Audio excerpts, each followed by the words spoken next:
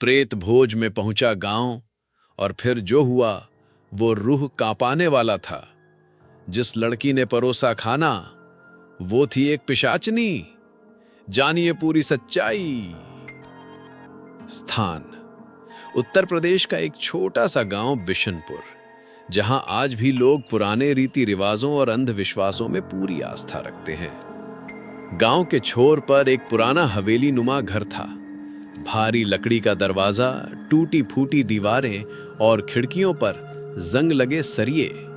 यही था पंडित वशिष्ठ शर्मा का घर, जिनकी उम्र कोई 70 के पार थी।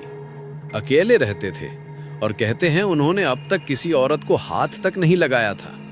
लेकिन तभी एक दिन गांव में खबर फैली, पंडित जी आखिरी भोज दे रहे हैं, वो भी प्रेत भोज। प्रेत भोज यानी मरे हुए पूर्वजों की आत्मा के लिए खाना बनाना। लेकिन यह भोज कुछ अलग था। पंडित जी ने पूरे गांव में घोषणा कर दी कि यह भोज मेरे मरने से पहले होगा, और जो इस भोज में शामिल नहीं होगा उसका कुल कभी तर नहीं पाएगा।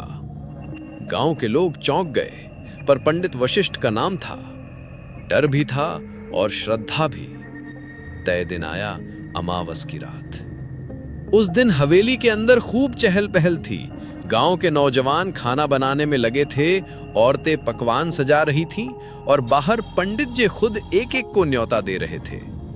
रात होते होते हवेली में करीब 70 से 80 लोग जमा हो चुके थे। लेकिन सबसे ज्यादा ध्यान खींचा एक नई लड़की गौरी ने। 22-23 की होगी, घूंघट में चेहरा छुपाए, पर चलने में कुछ ऐसा लचक था कि सबके नजरें उसी पर टिक जाएं। किसी ने पूछा, कौन है ये? पंडित जी मुस्कुराए, मेरी सहायिका है। जब तक मैं जिंदा हूं ये मेरे साथ रहेगी। रात के ठीक 12 बजे जब भोजन परोसा जाने वाला था, तब पंडित जी ने सबको भोजशाला में बुलाया। वहां करीब 40 पत्तलें सजी थीं, लेकिन कुछ कुर्सियां खाली थीं। पंडित जी ने कहा, ये कुर्सियां मेरे पूर्वजों की हैं, उनके लिए भी परोसो। लोग डर के मारे कांप उठे, लेकिन पंडित जी की बात टालने की हिम्मत किसमें थी।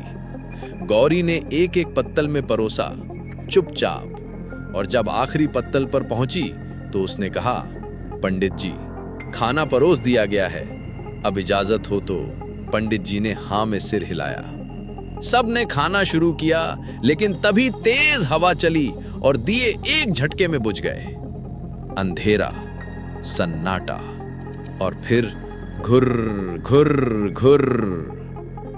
सभी के कानों में एक अजीब सी आवाज गूंजने लगी। लोग उठने लगे, लेकिन दरवाजा बंद था। जो बाहर जाना चाहें जा नहीं पा रहे थे। एक एक कर लोगों की चीखें हवेली में गूंजने लगीं। कोई कहता उसकी पत्तल में से हाथ निकल आया, कोई कहता कोई अदृश्य छाया उसके सिर पर बैठ गई।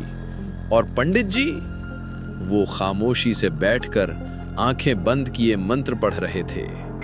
तभी गांव का युवक राजीव खड़ा हुआ और बोला, पंडित जी ये सब क्या हो रहा है? हम सबको क्यों फंसाया आपने? पंडित जी ने आंखें खोली और धीमी आवाज में बोले, जिसने मेरा जीवन अकेला बनाया वही लोग आज मेरी आत्मा को चैन देने आए हैं। अब तुम सब मेरे साथ रहोगे हमेशा के लिए। लोग समझ नहीं पाए, लेकिन गौरी अब मुस्कुराने लगी थी। उसका चेहरा अब घूंघट से बाहर था, और वो साधारण औरत नहीं बल्कि एक चुड़ैल थी। गौरी और पंडित जी के बीच अब अजीब सी नजदीकियां थीं। पंडित जी ने उसके कंधे पर हाथ रखा और बोले, अब समय आ गया है गौरी, इस देह को अंतिम सुख देने का। गौरी ने उनकी आंखों में देखा और बोली, आपने मेरा बदला लिया, अब मैं आपकी सेवा में, देह से, आत्मा से। उस रात हवेली के सबसे ऊपरी कमरे से सिसकियां और आहें आती रहीं। पंडित जी और गौरी एक दूसरे में लिपटे हुए एक अधूरी प्यास को बुझा रहे थे।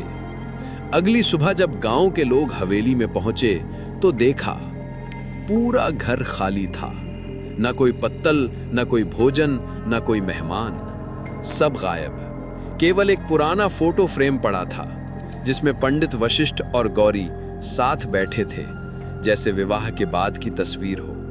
और नीचे लिखा था, प्रेत भोज पूर्ण हुआ, अब कोई भूखा नहीं रहेगा। गांव के लोगों ने समझा कि वे सब आत्माएं बन चुके हैं। कुछ महीने बाद गांव में एक नई लड़की आई, शालिनी, जो शहर से थी।